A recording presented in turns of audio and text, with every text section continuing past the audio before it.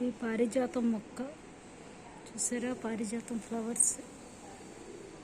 Flowers లేవు కానీ రోజు ఫ్లవర్స్ ఉన్నప్పుడు కింద బోల్డ్ ఫ్లవర్స్ పడి ఉంటాయి.